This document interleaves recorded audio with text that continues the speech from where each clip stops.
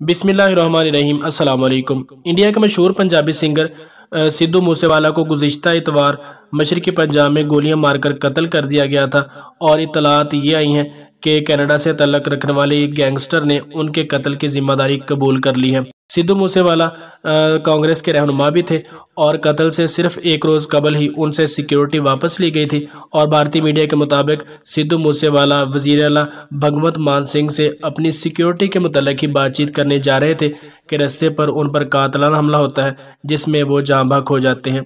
दूसरी तरफ सिद्धू मूसेवाला की पोस्टमार्टम रिपोर्ट भी मंजर-ए-आम पर आ गई है और ये रिपोर्ट 5 डॉक्टरों पर मुश्तमिल एक पैनल ने तैयार की है, जिसमें ये बताया गया है कि सिद्धू मूसेवाला को 2 दर्जन से ज़ायद गोलियों का निशाना बनाया गया था।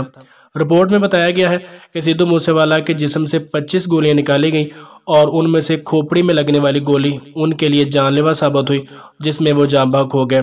पंजाब पुलिस के सरबरा वीके भोरा का कहना है कि जिस तरह उन्हें गोलियों का निशाना बनाया गया, ये आपस में गैंगवार दुश्मनी का नतीजा ही लगता है। सिद्धू मूसेवाला की आखिरी रसूमात उनके आबाई गांव में जारी हैं, जिनकी वीडियो सोशल मीडिया पर वायरल हो रही हैं और सिद्धू मूसेवाला की मौत इस वक्त ट्विटर पर टॉप ट्रेंड बना हुआ है।